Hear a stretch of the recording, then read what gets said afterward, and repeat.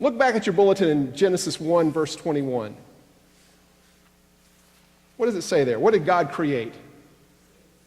Sea monsters. Does that strike any bells for us today? Sea monsters, forming a bridge to our second reading in Leviathan. Leviathan is, in Job 41, it is a fearsome creature indeed, representing a personified force or symbol that resists God's intentions for the world. Look at verses 9, 25, and 33 in that reading. Verse 9, any hope of capturing it will be disappointed. We're not even the gods overwhelmed. Do you see that? Look at verse 25. When it raises itself up, the gods are afraid. At the crashing, they are beside themselves. Ah! They're running around like a bunch of school children, scared. And finally, in verse 33, what does it say? That first few words. On earth it has no equal. As fearsome a creature as Leviathan is, it is not independent of God, nor will it overwhelm God. The Hebraic imagination knew that God was good and all-powerful, and that creation was good, and that evil existed. Yet the Hebraic imagination would never permit, indeed could never imagine, that evil would ultimately triumph. Turn to chapter 40 of Job in your Bibles. You're going to need your Bibles at this point. And look at verses 15 and 19.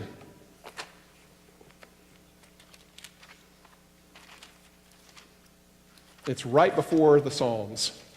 That will give you a little help. Who do we meet in verse 15? Behemoth. And that's just one name. Behemoth is another name of this personified force of evil. We've already known it as what? A crafty. And this sea serpent is named what? And we have another name which is now just been told to us, Behemoth. And there's one more to add for your biblical pleasure. Rahab. Not the one in Jericho who saved the spies, but Rahab is another name for a personified force that is resisting God's intentions for the world.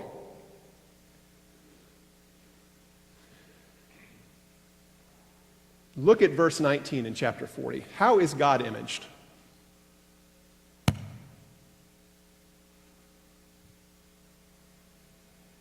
What is God holding? What's that? A sword. The only one that's brave enough to approach Behemoth is its maker with a sword in hand. Hold on to that image. God is pictured as a warrior battling evil with a sword. And we get a hint of that battle in our Genesis chapter 1, verses 1 through 2. Turn back to your bulletin or Bible. You'll find it. Let's read these two verses together. If you've got it, let's do it together. In the beginning, when God created the heavens and the earth was a formless void, and darkness covered the face of the deep, while a wind from God swept over the face of the waters. This formless void is dark, deep, and watery. You will see it in that streak of black on that far left corner. That's what is there before God starts working. It has a name in Hebrew, and we're going to learn it today. Tohu vabohu. It's easy. It sounds like tofu, but put an H in there. Tohu, ba, bohu.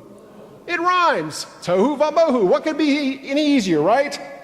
The watery chaos is the stuff that resists God and who orders it into day, earth, sky, and seas. It's the inky blackness and soupy nothingness that, like a serpent, tries to wriggle away from God's plans. And how is God imaged in these verses? What's the thing that's doing things in in this first. What's that? How is God pictured? How is God described in that second verse actually? While a what? A wind from God. I don't know if you can see it from here, but if you look above that watery chaos, you will see the outline of a cloud. Do you see the white? What do you think that represents? Wind. But in the Hebrew imagination, because we've talked about symbolic language being what? Rich, dense, multi-layered. There's a name for this too. It's called ruach. Say it with me. Clear your throat. Ruach. They all feel better now.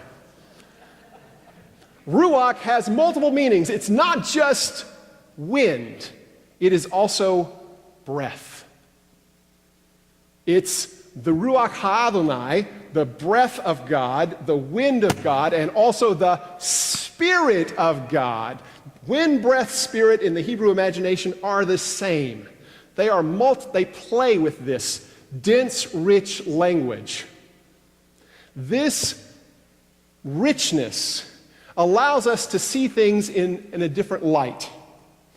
And so, this Spirit hovering over the waters, this breath blowing over the waters, this wind brooding over the waters, is what is the creative force in Genesis. Ordering those waters into day, sky, earth, and seas. There is a battle raging between order and chaos, ruach and tohu vabohu, good and evil, between dove and serpent. And this is our third logbook entry.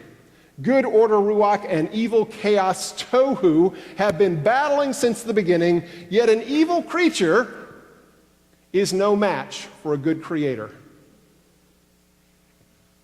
What looks like a pretty one-sided fight from our perspective,